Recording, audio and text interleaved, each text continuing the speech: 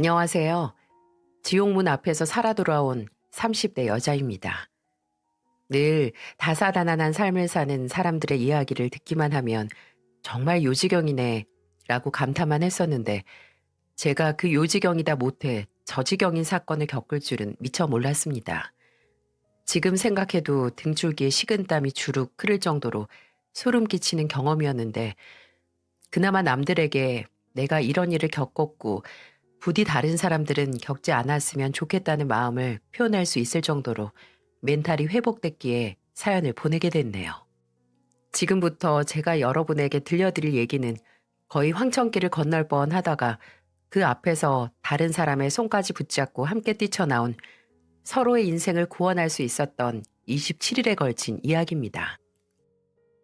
저는 프리랜서 모델로 활동 중인데 주로 홈쇼핑이나 카탈로그에 실리는 사진 모델을 하고 있어요. 아버지와 어머니 두 분 다 훤칠하게 키가 크셔서 제 동생도 그렇고 저도 그렇고 어렸을 때부터 키가 아주 컸거든요. 나중에 모델 일을 시작하면서 아버지께서 운영하는 골프 연습장 홍보 입간판이나 전단지 모델도 했었죠. 제가 30 초반이었을 때 하루는 잡지 촬영이 끝나고 같이 작업을 한 사람들과 회식을 하게 됐어요. 모델들하고 촬영팀하고 편집자들 몇 명 해서 스튜디오 근처 호프집에 가서 한 장 걸치기로 했죠. 그리고 2차로 자리를 옮겼는데 촬영팀 중 한 사람이 친구가 하는 이자카야가 있다고 거기로 가자고 하는 겁니다. 가면 서비스도 많이 준다고 해서 사람들도 그렇고 저도 그렇고 좋아서 갔죠. 근데 도착한 이자카야에 초대된 건 저희 팀뿐만이 아니었어요. 이미 촬영팀 스텝의 친구라는 사장님의 지인들이 먼저 와서 자리를 잡고 마시고 있더라고요. 촬영팀 스텝을 기준으로 그 지인 무리와 저희 팀이 거의 합석을 하듯이 모여서 술을 마시게 됐죠. 다들 술이 들어가서 모르는 사이여도 어색해하지 않고 잘 떠들고 놀았습니다. 그리고 저는 그날 문제의 인물을 만나게 됐어요. 바로 제 남편이 될 사람이었죠. 남편은 지인 무리 중에 한 사람이었습니다. 제가 자리에 앉자마자 바로 제 앞에 물이나 먼저 나온 음식, 수저와 앞접시를 세팅해 준 사람이기도 했고요. 되게 친절한 사람이구나 하고 얼굴을 보는데 술이 들어가서 더 그랬나 봐요. 굉장히 제 이상형과 가까운 외모인 거예요. 저는 안경이 잘 어울리는 지적인 남자를 좋아하는데 남편도 그때 안경을 쓰고 그 안경이 무척 잘 어울렸거든요. 저희 때문에 너무 시끄럽죠. 이 자식들이 술을 좀 많이 먹었어요. 아니에요. 저희도 2차로 왔는데요, 뭘. 근데 키가 크시네요. 혹시 창수랑 같이 일하는 모델이세요? 네, 맞아요. 창수 씨하고는 동창이세요? 아, 그건 아니고요. 그냥 동네 친구예요. 저는 방서진이라고 합니다. 남편은 그 자리에서 본인이 살아온 인생부터 가족 얘기, 아버지 밑에서 일을 배우고 있다는 얘기까지 구구절절 제게 말하더라고요. 저는 그냥 이 사람이 많이 취했구나 하고 듣기만 했죠. 스타일도 그렇고 처음 느낀 인상도 나쁘지 않아 연락처를 물어보는 걸 거절하지 않았고요. 근데 다음 날 만난 촬영 스텝에게 남편이 어떤 사람인가 싶어서 물어보니까 모르는 사람이라고 하는 게 아니겠어요? 그냥 그날 온 지인의 친구라고 본인은 잘 모르는 사람이래요. 그때는 그걸 별로 심각하게 생각하지 않았어요. 그냥 술에 취하기도 했고 설명하기 귀찮아서 적당히 둘러댔을 수도 있지 하고요. 그 후에 남편에게 연락이 와서 약속을 잡고 한번 가볍게 만나서 식사를 했었어요. 분명 성격도 나쁘지 않고 외모도 정말 제 스타일인데 참 얼굴을 보면 볼수록 넘을 수 없는 산이 하나 보이더라고요. 그건 바로 날티였습니다. 행동 하나하나에서 보이는 양아치스러움을 참을 수가 없는 거예요. 저는 상대방이 식당이나 카페 같은 곳에서 거기 직원분들에게 무례하게 굴면 그렇게 정이 떨어지거든요. 남편은 무례하다까지는 아니었지만 어딘지 조마조마할 정도로 가볍게 행동을 하더군요. 한 번은 식당에 갔었는데 거의 어머니 뻘 되는 이모님에게 틱틱 반말을 하는 겁니다. 이모, 여기 병뚜껑 있어요? 거기 숟가락통 옆에 없어요? 없으니까 그러지. 그럼 빨리 갖다 드릴게요. 앞치마도? 본인은 친근하게 너스레를 떤다고 생각할지 모르겠지만 제가 옆에서 보기엔 그냥 예의 없게만 느껴졌어요. 그래서 그 자리에서 뭐 하는 거냐고 똑바로 존댓말 좀 쓰라고 했더니 심각성을 전혀 모르겠는지 오히려 제가 예민하고 빡빡한 것처럼 반박하더라고요.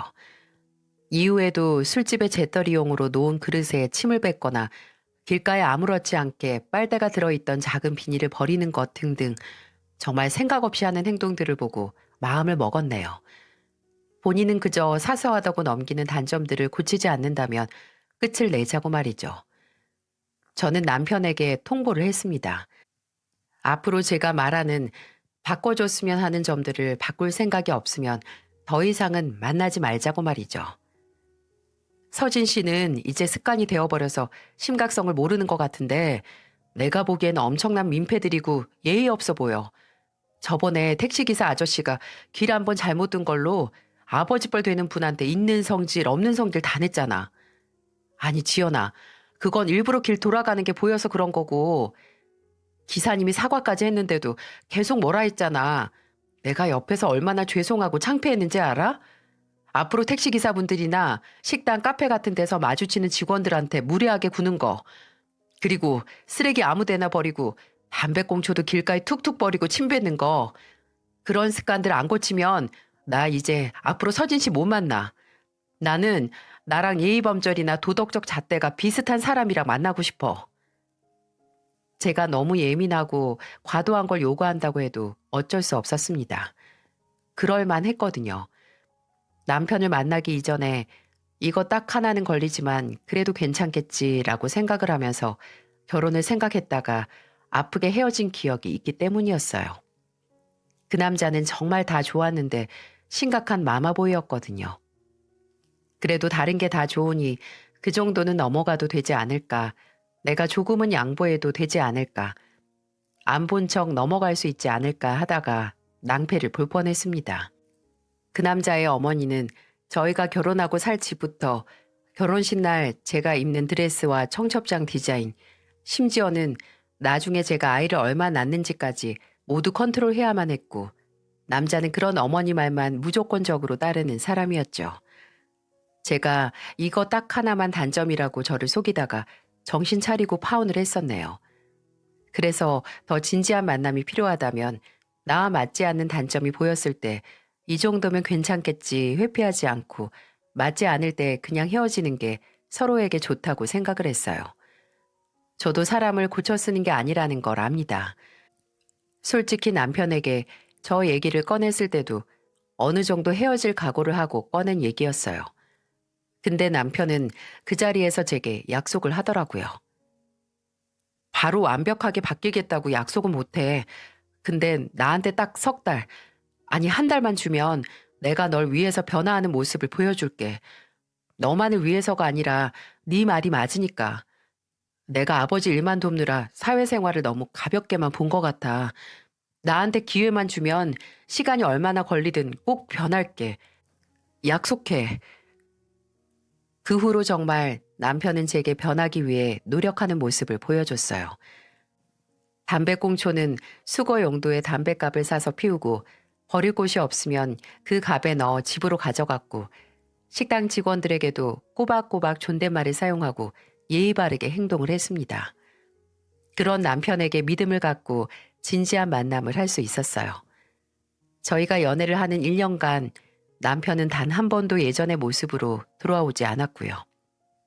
이렇게 본인의 안 좋은 점을 인정하고 더 나은 사람이 되기 위해 노력하는 사람이라면 결혼도 해도 좋겠다는 생각을 했고 만난 지 1년이 지났을 때 저희는 결혼 준비를 시작했어요. 사람은 고쳐 쓰는 게 아니라던데 어떤 사람은 아내 부속품을 갈아낼 수 있구나 하고 감탄을 할 정도로 변한 모습에 감동도 하고 또 신뢰가 가기도 했거든요. 하지만 지금은 그게 완전히 제 착각이라는 걸 알게 됐어요. 남편은 고쳐진 게 아니었어요. 애초에 망가진 적이 없었거든요. 원래 그렇게 태어난 태초부터 불량품이었던 겁니다. 그리고 저는 그걸 몰랐죠. 남편은 저와 결혼 이야기를 할 때도 마땅히 직업이 있는 게 아니라 아버지를 도와서 일을 배우고 있는 중이었습니다. 그럼에도 제가 남편과의 결혼을 결심할 수 있었던 건 남편에게는 믿는 구석이 확실히 있었기 때문이었어요. 남편의 아버지, 그러니까 제 시아버지께서는 부동산 임대업을 하셨는데 50억짜리 건물 하나와 아파트 두 채를 가진 부동산계의 큰손이었기 때문이었어요. 아버지가 어마어마한 건물주이고 또 그 일을 함께하면서 배우고 있다는데 솔직히 무슨 걱정이 있겠어요. 시아버지께서는 제가 처음으로 시댁에 인사드리러 간 날부터 본인이 가진 어마어마한 부를 자랑하셨습니다. 우리 지연이가 내 며느리 되면 내가 평생 집 걱정, 먹고 살 걱정 없게 해주마. 지연아, 송파랑 광진구 어디가 더 좋으냐? 내가 거기 아파트가 하나씩 있는데 결혼 선물로 주려고 그래.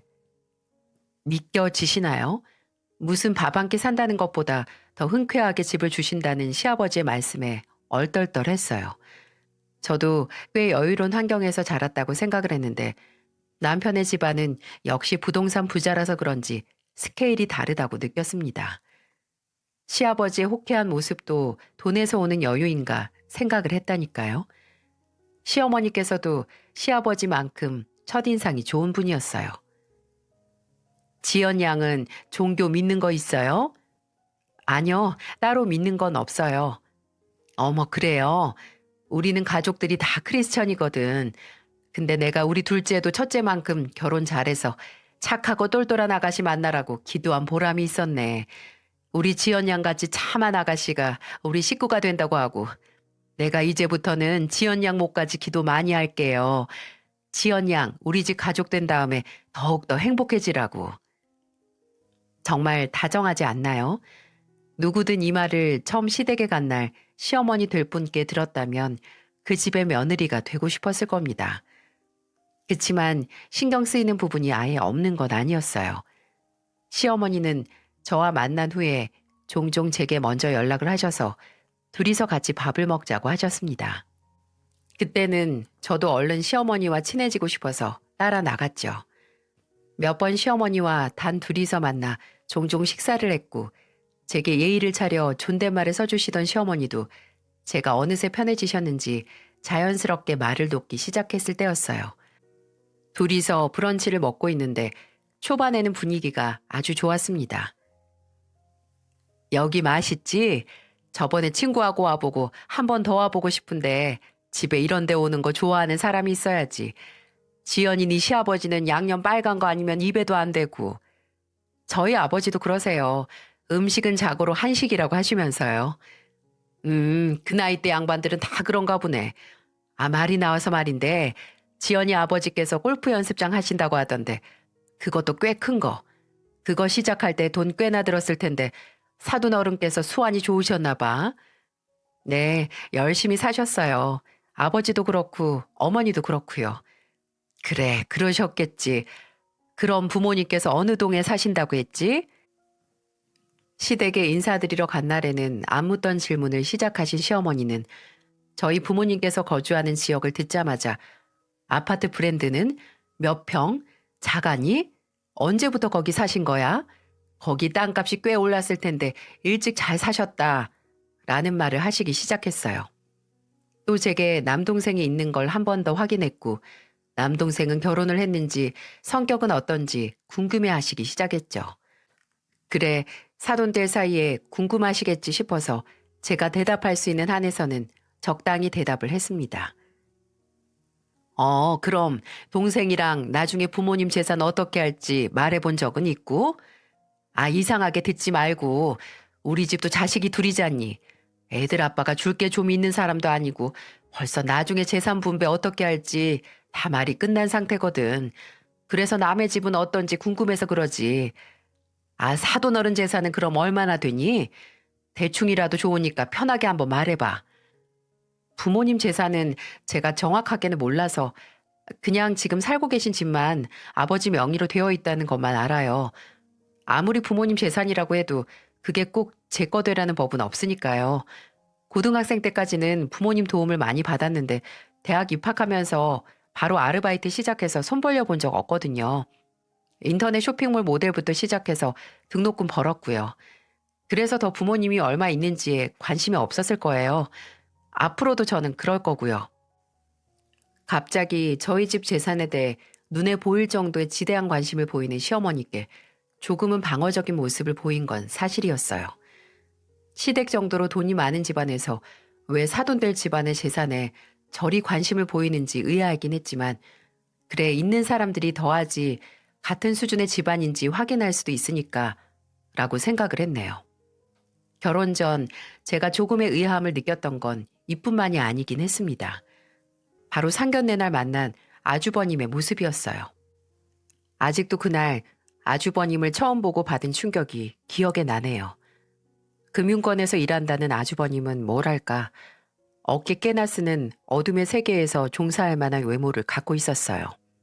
키는 한 190 정도 됐는데 상견례를 한 식당 문에 거의 이마가 닿을 정도로 크고 몸집도 어마어마해서 그 커다란 문이 아주버님의 몸으로 꽉 차더라고요.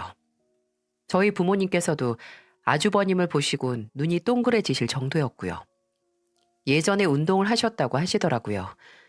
남편은 형이 지금은 살이 붓기는 했지만 저게 거의 근육이라고 하더군요. 그리고 그런 아주버님 옆에 계신 형님 때문에 아주버님의 거대한 몸집과 험상궂은 얼굴이 더욱 강조가 됐는데요. 형님은 아주 아담한 체형에 청초한 외모를 가진 사람이었어요.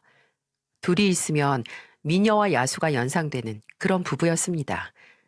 사람은 정반대의 모습에 끌린다더니 저 정도로 극과 극으로 생긴 사람들이 결혼을 했구나 하고 감탄을 했네요. 그 극명한 모습에 놀란 것 빼고는 상견례 분위기도 좋기만 했어요. 아주버님과 형님의 얘기도 잠깐 나왔는데 형님이 하는 카페 단골이 아주버님이었다고 해요.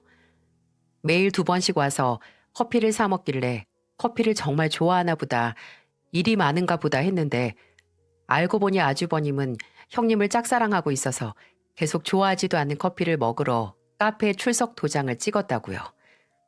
그 얘기를 들으니까 형님이 아주버님의 수뇌보에 넘어갔을 수 있다는 생각이 들었죠. 그 외에도 화기애애하고 좋은 덕담만 오고 갔습니다.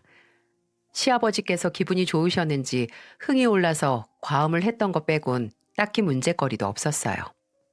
결혼 후에 바로 시아버지께서 갖고 계신 아파트로 들어갔어요. 리모델링까지 아주 깨끗하게 되어 있어서 만족스러웠어요. 저희 부모님께서는 사돈이 집까지 해주시는데 가만히 계실 수 없다고 결혼식 자금을 지원해 주셨고, 저는 모아둔 돈으로 신혼집에 들어갈 혼수를 마련했습니다. 솔직하게 말해서 정말 완벽한 시작이라고 생각했어요. 가장 걱정거리라고 하는 집도 단번에 생겼고, 좋은 시댁의 멋진 집, 그리고 그 집에 어울리고 제가 가지고 싶었던 가전제품과 가구들로 싹 채운 곳에서 사랑하는 사람과 가정을 꾸려간다는 생각에 꿈에 부풀었죠. 남편은 결혼도 했으니 빨리 자리를 잡겠다고 부동산 임대업 사업자 등록도 했고 일할 사무실을 알아봤어요. 다 좋았는데 일을 배운다고 나가 있는 시간이 너무 길긴 하더라고요. 부동산 공부를 한다고 학원에 다니기 시작하면서 일주일에 6일은 밖에 나가서 거의 하루 종일 있다가 집에 들어오곤 했습니다. 신혼 초를 홀로 독수공방하는 기분이라서 신혼집에 들어가고 2주가 됐을 때 불만을 표했어요. 미래를 생각해서 공부하고 노력하는 건 좋은데 나한테 너무 소홀한 건 아니냐고요. 그랬더니 남편이 뭐라고 했는지 아세요? 나는 너처럼 편하게 돈 벌 얼굴이랑 몸매가 없어서 머리 굴려서 공부해야 돼. 아무리 아버지가 건물주라고 해도 머리에 든 게 있어야 있는 것도 불릴 줄 아는 거니까. 아유, 너는 나처럼 바쁘게 공부 안 해도 돼서 진짜 좋겠다. 카메라 앞에서 포즈만 취하면 쉽게 돈 버니까. 시작됐습니다. 결혼을 하고 얼마 지나지 않아 남편의 그 나쁜 습관이 고개를 들기 시작했어요. 이제는 없어졌다고, 고쳐서 사라졌다고 생각을 했는데 남편의 그 생각 없이 막말을 하는 습관이 다시금 나오기 시작했죠. 결혼하고 나서 3주 동안은 남편의 거름망 없는 말들 때문에 얼마나 싸웠는지 몰라요. 한 번은 남편의 친구와 부부 동반으로 모임을 가진 적이 있었어요. 근데 술이 좀 들어간 남편의 친구가 장난삼아 시작한 말 때문에 피해를 본 건 저였습니다. 아, 서진이 이 자식 공익 갔다 온 주제에 되게 잘난 척하네. 여보 공익이었어? 몰랐네. 왜? 여보 운동도 잘하고 아픈 것도 없잖아. 넌 그걸 알아서 뭐 할 건데? 뭐야? 그냥 궁금할 수도 있지. 왜 그렇게 정색을 해? 쓰잘데기 없는 걸 궁금해하니까 짜증나서 그런다. 왜? 야, 너 계속 나 짜증나게 할 거면 그냥 먼저 집에 가라. 술맛 다 떨어지니까. 아니, 대체 제가 뭘 잘못한 건지 알려주실 분 계신가요? 대체 어디서 기분이 나빠서 지 친구랑 그 부인 앞에서 저를 망신을 주는 건지 이해할 수가 없더라고요. 술이 들어가서 괜히 이상한 부분에서 화를 낸 건지 싶다가도 술을 먹으면 그래도 되는 건지 싶어서 우라가 치밀더라고요. 그래서 그날은 그대로 먼저 집에 와버렸어요. 몇 시간 후에 집에 와서 먼저 침대에 등 돌리고 누운 제게 하는 말이 더 가관이었어요. 앞으로 쓸데없는 궁금증 좀 줄이래요. 호기심이 개구리를 죽인다는데 괜한 거 물어보고 다니지 말라고요. 참나, 매번 저한테 예민하게 굴지 말라고 했으면서 누가 더 예민한 건가요? 그 후로 남편과의 사이가 조금 서먹해졌습니다. 그리고 대망의 27일, 제가 결혼을 한 지 27일이 되는 날, 그가 남편의 이상한 행동에 대한 충격적인 해답을 얻을 수 있었어요. 전혀 예상 외의 인물에게 도움을 받아서 말이죠. 그날은 시아버지의 생신이었어요. 정확히 생신날은 아니었지만 가족들끼리 다 같이 모인다고 아예 그 주 주말에 시댁으로 모이기로 했어요. 시아버지께서는 오전에 약속이 있다고 하셔서 다른 식구들이 먼저 시댁에서 그날 먹을 음식을 준비하기로 했습니다. 일종의 서프라이즈로요. 그래서 남편과 저는 일찍 장을 봐서 시댁으로 갔고 형님은 먼저 시댁에 와 계시더라고요. 근데 결혼 후 오랜만에 보는 형님의 얼굴을 보고 순간 말을 이을 수 없었어요. 작고 하얀 형님의 얼굴, 정확하게 광대뼈 있는데 푸르스름한 멍이 있는 게 아니겠어요? 제가 놀라서 인사도 못하고 얼굴을 빤히 보니까 형님은 저와 마주친 눈을 돌리면서 얼굴을 숨기시더라고요. 바로 정신을 차리고 아무렇지 않은 척 형님 오랜만이에요. 저번에 한번 뵈려고 했는데 그때 저 바람 맞히셨죠? 라고 일부러 더 발랄하게 인사를 했습니다. 그랬더니 형님은 그냥 멋쩍게 웃으면서 그냥 요새 좀 바빴어. 알바생 하나가 그만둬서 라고 힘없이 대답을 했어요. 웃는 얼굴이 참 예쁘다고 생각을 했는데 어색하게 미소를 짓는 입이 살짝 찢어져 있는 걸 보고 마른 침을 삼킬 수밖에 없었네요. 하지만 제가 더 충격을 받은 건 형님의 얼굴에 난 커다란 상처를 모른 척하는 가족들이었어요. 시어머니도 뭐 때문에 그 상처가 난지 이미 아시는지 형님을 걱정한다거나 상처에 대한 언질조차 없으셨죠. 제가 형님이 다용도실에 들어갔을 때 남편에게 조용히 형님 얼굴이 어떻게 된지 아냐고 묻자 남편은 어깨를 으쓱거리면서 너무나 태연한 얼굴로 말하는 게 아니겠어요? 형수가 원래 잘 다쳐. 일하면서 여기저기 데이고 넘어져서 상처가 없을 때가 없을걸? 아무리 넘어진다고 해도 저런 멍이 생겨? 누가 봐도 저건 누구한테 맞은 것 같잖아. 형수님을 누가 때려? 너 설마 우리 형이 때렸다고 생각하는 건 아니지? 뭐 그렇게 따지는 게 많아? 정 그렇게 궁금하면 네가 가서 물어보든가. 냉소적인 남편의 반응에 적잖이 충격을 받았어요. 그래서 주방에서 음식을 준비하고 있는 형님 곁으로 가서 넌지시 상처에 대해 물어봤죠. 근데 형님은 정말 남편의 말대로 대답하시더군요.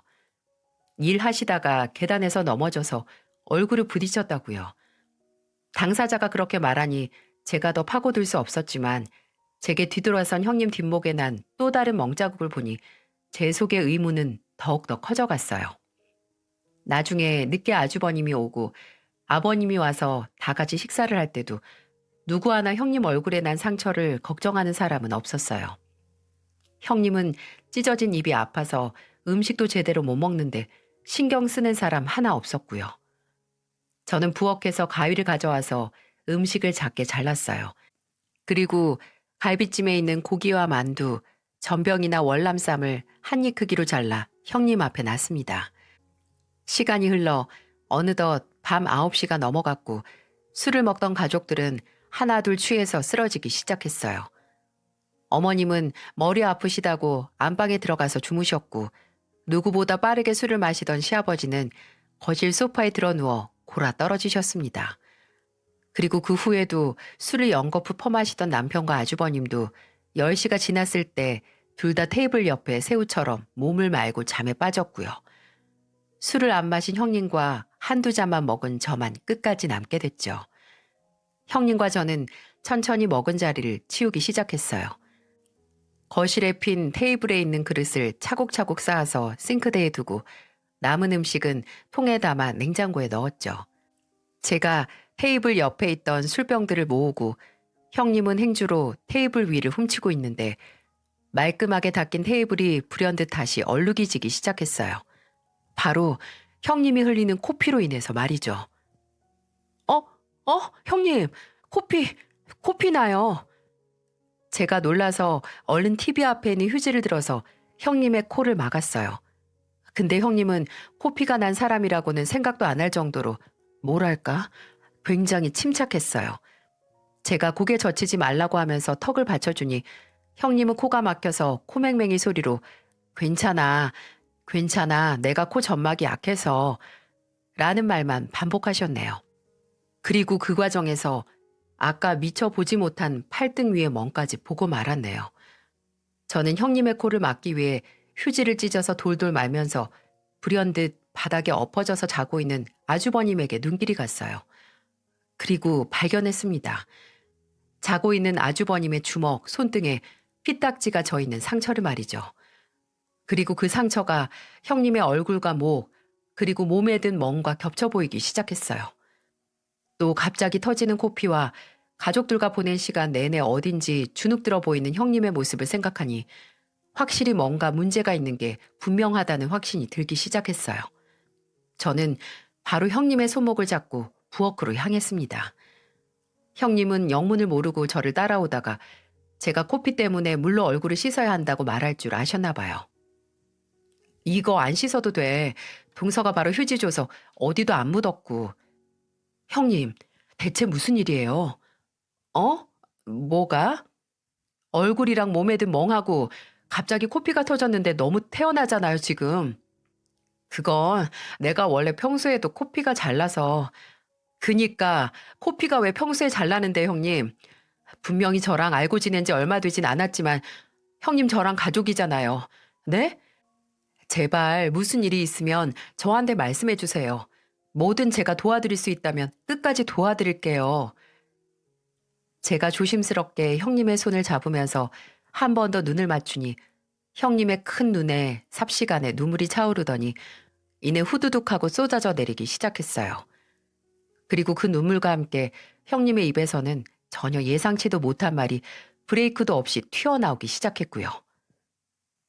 동서, 아직 혼인 신고 안 했지? 그럼 제발 나처럼 되기 전에 이 집에서 도망가. 이 집안 사람들, 동서가 생각하는 그런 사람들 아니야. 이게 대체 무슨 소린가요? 형님의 입에서 폭로와 비슷한 말이 나오길 바란 건 맞지만 이 정도로 뜬금없고 충격적인 폭탄 선언은 상상도 못했습니다. 제가 어리둥절한 얼굴로 대체 무슨 소리를 하는 거냐고 묻자 형님은 한참을 흐느끼다가 애써 울음을 삼키고 제게 설명을 하기 시작했어요. 동서가 지금까지 이 집안에 대해 알고 있었던 거 다 거짓말이야. 이 상처?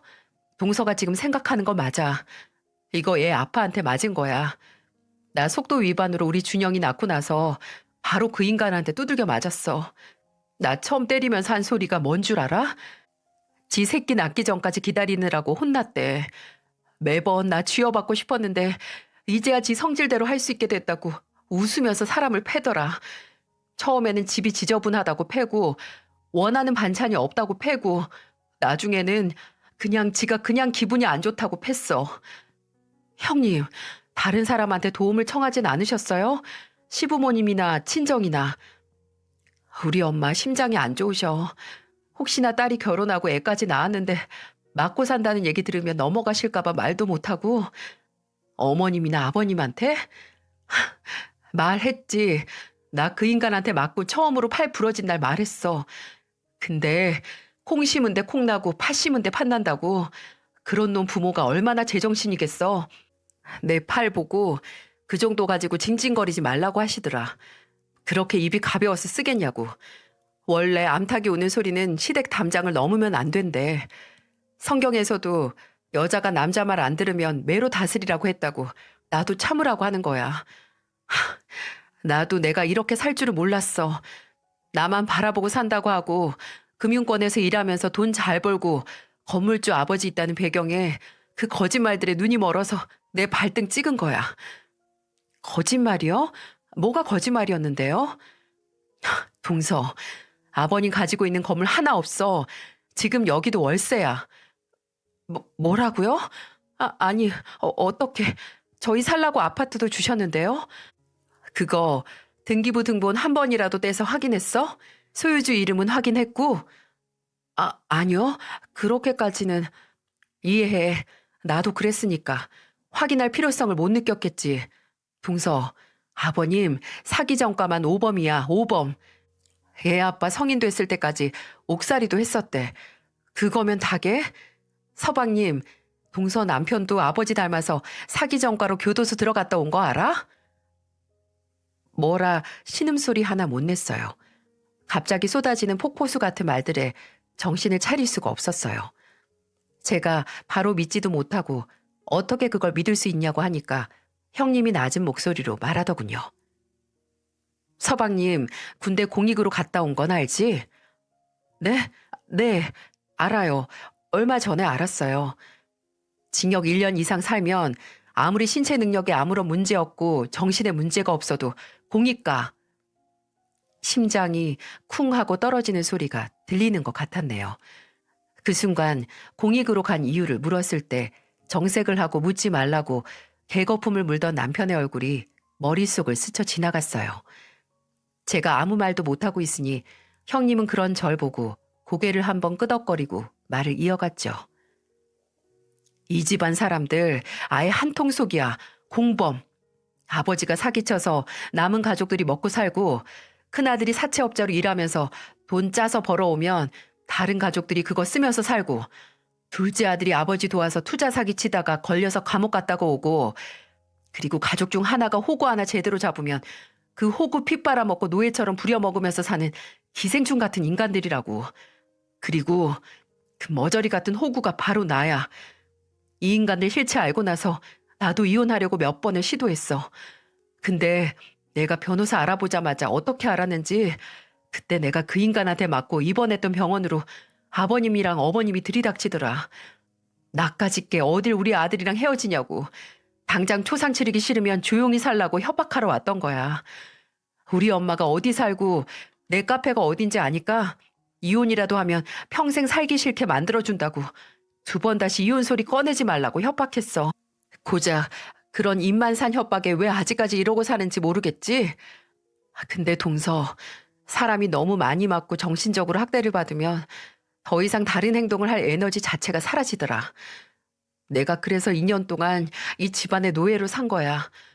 카페에서 일하면서 버는 돈 다 그 인간이랑 이 집 식구들한테 가져다 바쳤어. 인건비 아껴서 집에 돈 더 가져오라고 아르바이트생들도 다 자르고 혼자서 카페에서 12시간, 13시간씩 일하게 했어. 내가 정말 이 집안에서 벗어나는 생각을 하면서 무슨 짓을 했는지 동선 아마 상상도 못할 거야. 형님은 다시 눈물을 뚝뚝 흘리면서 제 앞에 휴대폰을 꺼내 뭔가 찾아 보여주기 시작했어요.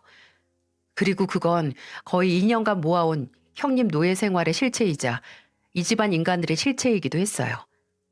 형님이 지금까지 아주버님에게 맞고 찍어서 기록한 상처들 사진들부터 시어머니와 시아버지, 심지어 제 남편까지 형님에게 보기만 해도 눈이 썩어갈 것 같은 폭언을 써가면서 돈을 보내라 종용하고 또 협박을 하는 문자 메시지들까지, 심지어 형님이 아주버님과 시어머니에게 맞는 모습까지 동영상으로 그대로 남아 있었어요.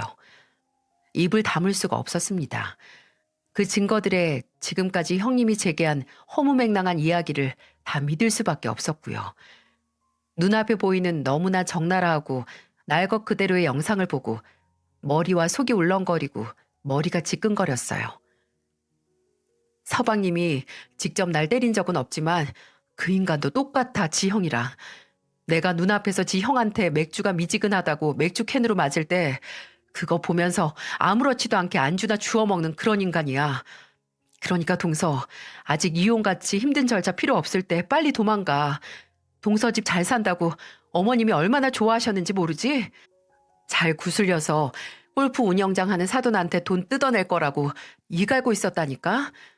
내가 정말 동서만 보면 내 동생이 생각나서 그래. 동서 이대로 가다간 나처럼 이 인간들한테 등골 다 뺏길 거라고. 그럼 형님은요? 형님도 이거 다 모은 이유가 있으실 거 아니에요?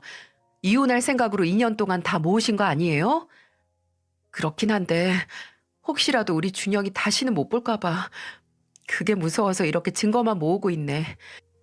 아버님하고 어머님이 나 이혼하면 우리 준영이 영영 못 보게 한다고 어디에 꽁꽁 숨겨서라도 나 못 만나게 하고 양육권도 지고 끝까지 찾아가서 못 갖게 한다고 한 말을 그냥 흘려 들을 수가 없더라고.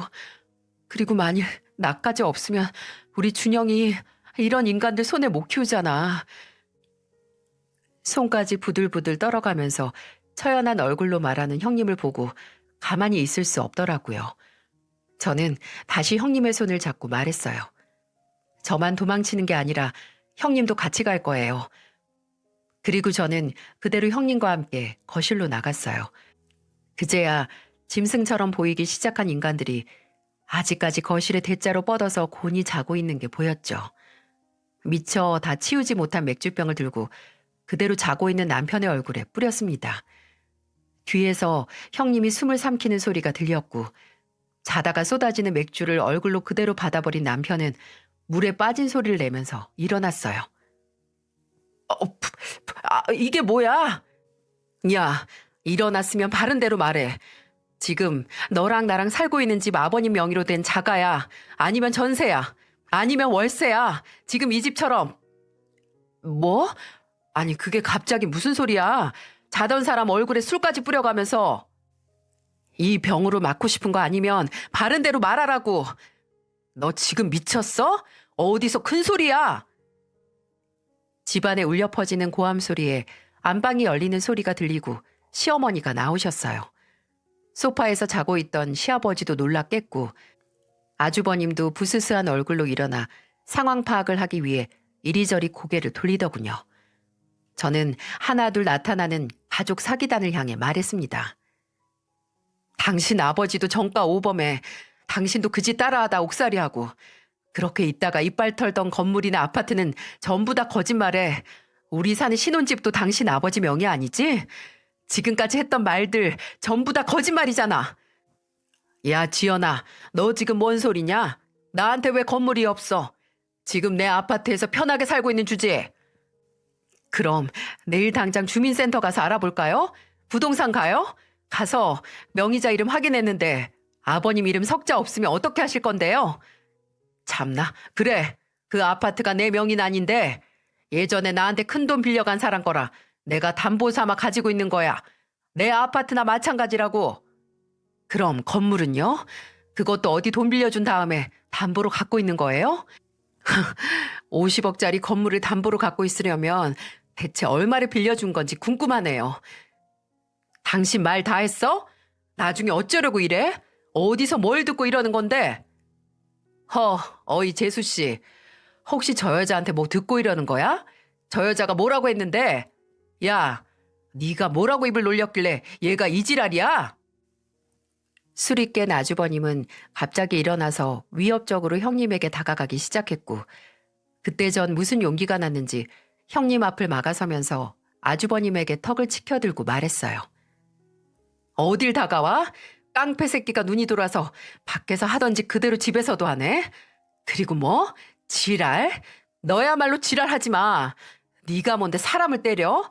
돈 없는 사람들한테 피 같은 이자 주먹 써가면서 받아 연명하는 주제에 네가 뭔데 사람을 샌드백 취급하면서 패냐고. 네 애미 애비는 너 그렇게 가르쳤냐? 너보다 약한 사람 등쳐먹고 패면서 편하게 살라고 했어? 어머님, 아버님 말씀해보세요. 자식을 그렇게 가르쳤냐고요? 이 미친? 그래, 때려봐. 바로 경찰 부를 테니까 네 애비나 동생처럼 옥살이 한번 해보고 싶으면 때려봐. 형님, 지금 당장 경찰에 전화하세요. 빨리요. 야, 너 전화기 안 넣어? 어딜 손을 뻗어? 야, 더 해봐라, 더. 어머님, 참 좋으시겠어요. 남편이랑 둘째 아들 옥바라지 했는데 이제 첫째 아들까지 깜방 들어가면 벌써 세 번째 옥바라지 하는 거죠?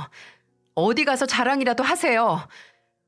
당신들 나 속인 거랑 형님한테 했던 짓들 다 죗값 치르게 만들 거야. 그리고 너는 나랑 이혼할 것도 없이 그냥 파혼이다, 파혼. 내가 몇 년 동안 넌 청약이 아까워서 혼인신고 늦게 하자고 한 게 다행이지. 안 그랬으면 너 같은 놈 집안이랑 더 더럽게 엮였을 거 아니야? 너 더 후회하기 싫으면 입 안 다물어? 뭘 안다고 조잘거려? 너희 집안이 둘도 없는 사기꾼 집안이었던 거 안다. 어떻게 가족이 한 통 속으로 여러 사람 속이고 등쳐먹으면서 살았냐? 부끄럽지도 않니? 남편이 더 이상 참지 못하고 제게 달려들려고 했을 때 초인종 소리가 들렸습니다. 형님이 부른 경찰이 온 거예요. 한동안 문을 열어준 애 만에 시댁 식구들과 실랑이를 했고 문을 안 열면 공무집행 방해라고 문 밖에서 문을 열라고 하는 경찰의 목소리 때문에 시댁 식구들은 두 손을 뗄 수밖에 없었습니다. 출동한 경찰에게 바로 형님의 얼굴과 휴대폰 안의 증거물들을 보이면서 가정폭력으로 신고를 하고 싶다고 했어요.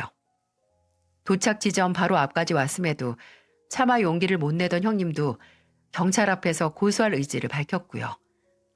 당장 폭행을 한 증거가 명확하게 남은 아주버님과 시어머니는 경찰서로 끌려갔고 가면서도 고래고래 소리를 지르면서 저와 형님에게 저주를 퍼부었어요.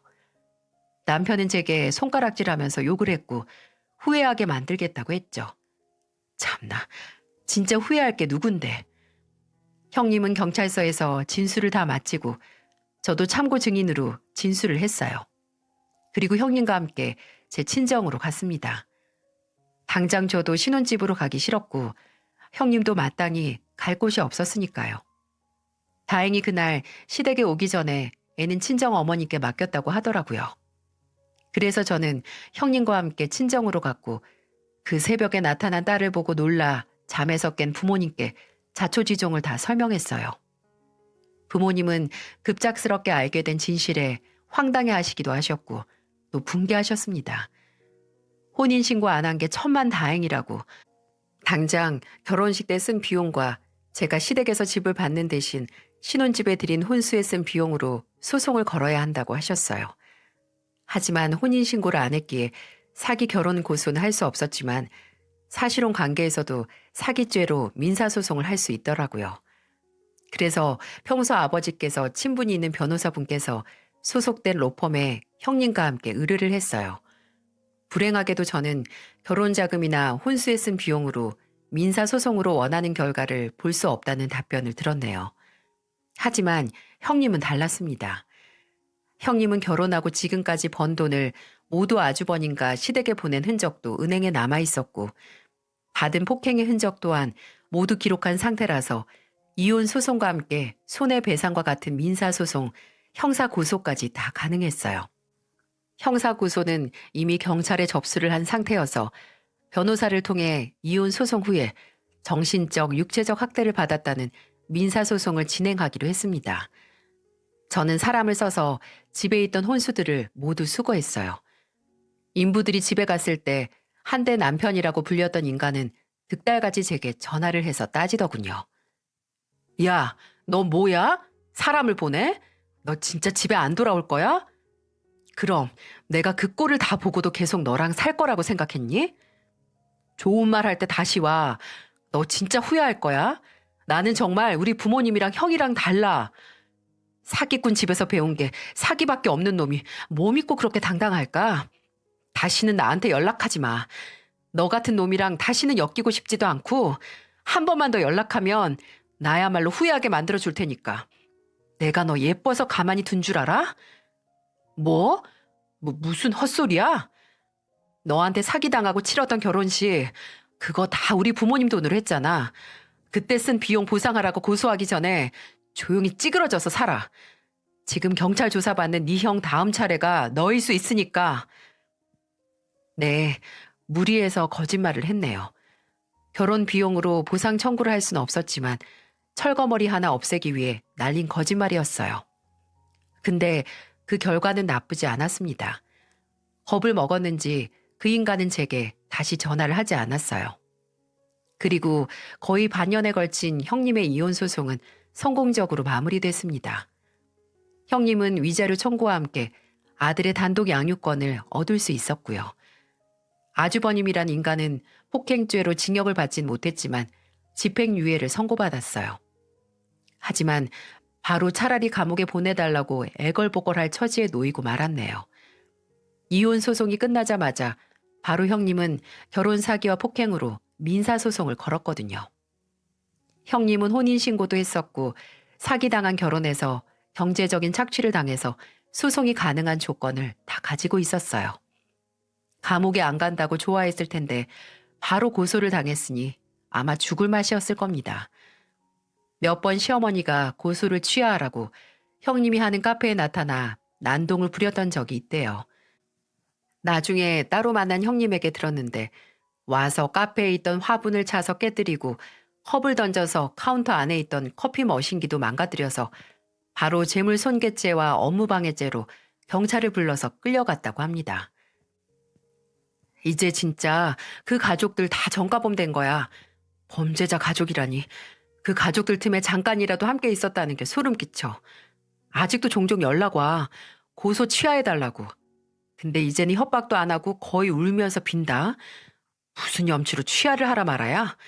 애초에 착하게는 아니어도 적어도 남한테 해끼치면서 살진 않았어야지. 혼인신고를 하진 않았지만 주변에는 그냥 이혼이라고 소문이 났어도 평생 호구 잡혀서 노예처럼 살 수도 있었다가 형님의 경고로 빠져나올 수 있었던 것만으로도 참 다행이라는 생각이 듭니다. 어디서 듣기로는 그런 인간들은 아예 나중에 들킬 거라는 가능성조차 생각을 안 하고 한 마리의 불나방처럼 산다고 하던데 그러다가 불타 사라지는 최후를 맞이한 거라는 생각이 드네요. 형님과는 형님 동서 사이가 아니라 지금까지 친한 언니 동생 사이로 지내고 있습니다. 형님이 한 민사소송은 거의 막바지 단계에 접어들었고 예전에 남편이고 시댁이었던 그쪽에서는 변호사 될 비용도 없어서 빚을 내가면서 어떻게든 버티고 있다고 하네요. 그리고 남편이라고 부르던 인간은 같이 일했던 촬영팀 스텝에게 건너 소식을 들은 게 마지막이었어요. 친구에게 돈 빌리고 튀어서 아예 잠적해버렸다고 거의 실종이 된 수준이래요. 야반 도주라니 정말 가지가지 아닌가요? 어디서 어떻게 살든 상관없지만 이 자리를 빌려 그 인간과 그 인간의 사기꾼 가족들에게 한마디 하고 싶네요. 혹시 이 영상을 그 사기꾼들 한 명이라도 보게 된다면 얼마 남지 않은 인생 정신 똑바로 차리고 살길 바랍니다. 어떻게 가족들이 전부 남 등쳐먹으면서 살았는지 제 머리로는 도저히 이해가 가지 않지만 당신들이 등쳐먹은 그 업보가 전부 되돌아와서 당신들 가족을 산산조각 낼 거라는 걸 알고 평생에 걸쳐 사죄하면서 조금이라도 지옥불에 떨어지기 전까지 지은 죄의 무게를 좀 덜어내는 게 좋지 않을까요? 그쪽 가족처럼 남의 눈에 눈물 내면서 먹고 산 인간들을 위한 자리가 지옥에는 따로 마련되어 있을 테니까요. 조금이라도 낮은 온도의 지옥불에서 튀겨지고 싶다면 앞으로 죄 짓고 살지 말기 바랍니다. 구사 일생으로 살아 돌아온 제 이야기를 들어주셔서 감사합니다. 부디 여러분에게는 이런 일이 일어나지 않기를 빌고 또 혹시나 만에 하나 이런 일을 겪게 된다면 지금 제게서 위기에서 벗어나는 운을 얻어가시길 바라겠습니다. 감사합니다.